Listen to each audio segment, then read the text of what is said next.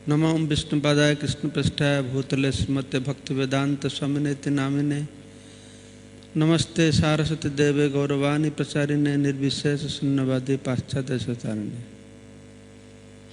तो हमारे गीता कोर्स कार्यक्रम আমরা শুরু করেছিলাম। করসপন্ডেন্স কোর্স থেকে আস্তে আস্তে বিরাট রূপ ধারণ করে গীতা পাঠচক্র ইত্যাদি বিভিন্ন রূপ ধারণ করেছে। গীতা ভবন হয়েছে, হাজার হাজার লোক যুক্ত হয়েছেন। তো বহু বৈদিক সাহিত্য রয়েছে, বেদ বেদান্ত উপনিষদ পুরাণ থেকে শুরু করে আমাদের আচার্যরা গোস্বামীরা বহু উন্নত মানের গ্রন্থ প্রকাশ করেছেন জীবের কল্যাণের জন্য। ওদের জগতে যত গ্রন্থ প্রকাশিত হোক না কেন, যত উন্নত জ্ঞান চিন্তাধারা দেওয়া গ্রন্থ প্রকাশ হোক না কেন, কিন্তু সব কিছুর ভিত্তি হচ্ছে ভগবদ্গীতা। ভগবদ্গীতা হচ্ছে ভিত্তি। যেরকম একটা অট্টালিকা নির্মাণ করা হবে, যদি ভিত্তিটা শক্ত না থাকে সে সুন্দর অট্টালিকা যে কোনো সময় খুলে পড়ে যাবে। ঠিক সেই রকম আধ্যাত্মিক জীবনে যে যত জ্ঞান আহরণ করুক না কেন, তার যদি ভগবদ্গীতার জ্ঞানের অভাব, সেই জ্ঞানের উপলব্ধির অভাব, সেই জ্ঞানটি দৈনন্দিন জীবনে প্রয়োগ করবার অভাব থাকে, তাহলে সে তার উন্নত ভক্তি জীবনকে বেশি দিন টিকে রাখতে পারবে না। তাই গীতা হচ্ছে সব কিছু মূল, ভগবান শ্রীকৃষ্ণের মুখ নিঃসৃত বাণী। তো সেই গীতা শিল প্রভুপাদ ইংরাজি ভাষায় অনুবাদ করেছেন। প্রভুপাদের গীতা ইংরাজি ভাষায় অনুবাদ হওয়ার পূর্বে প্রায় শতাধিক কমেন্টারি ছিল ইংরাজিতে, কিন্তু আমরা দেখি না সেই সমস্ত ভাষ্য পড়ে শুনে একজনও কৃষ্ণ ভক্ত হয়েছে।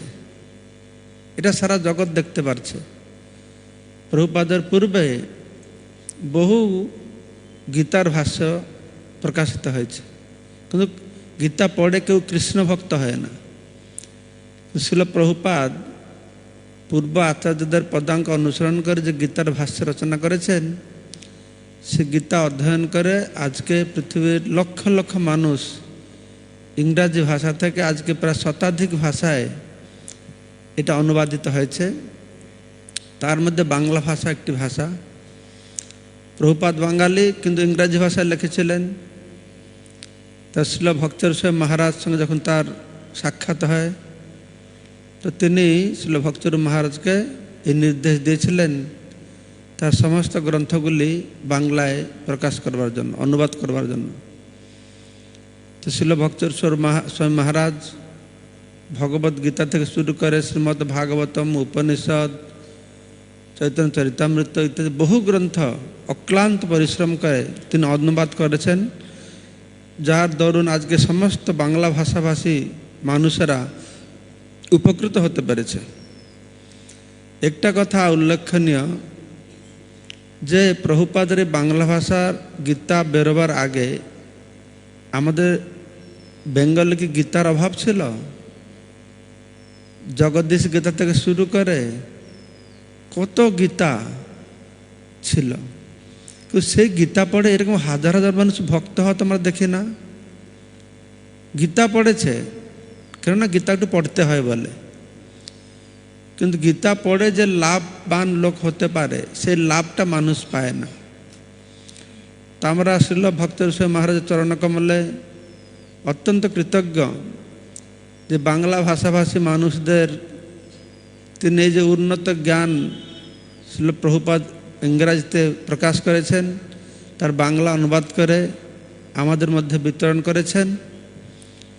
তো এটা অত্যন্ত মর্মান্তিক দুঃখের বিষয় আমাদের জন্য যে মহারাজ আমাদের এখান থেকে চলে গেছেন, ছেড়ে প্রভুপাদের কাছে চলে গেছেন। সেটি মহারাজের ইচ্ছা ছিল। মহারাজ কয়েকদিন আগে বলছিলেন যে আমি প্রভুপাদকে চলে যেতে চাই।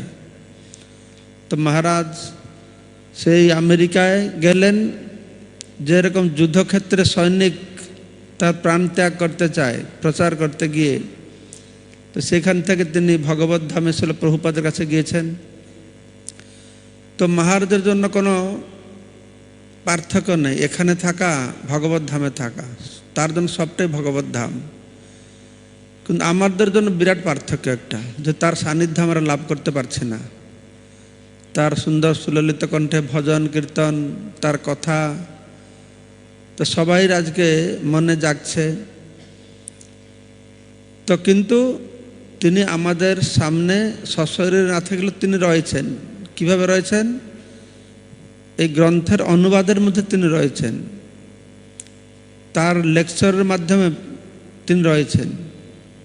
তিনি বৈদিক জ্ঞানকে নিজে আহরণ করে সুন্দর বাংলা ভাষায় এটা প্রকাশ করেছেন। এটা শোনার মতন জিনিস। বাংলা কি, বাংলা, ইংলিশ, হিন্দি, জার্মানি ভাষায় মহারাজ পাঠ দিতেন।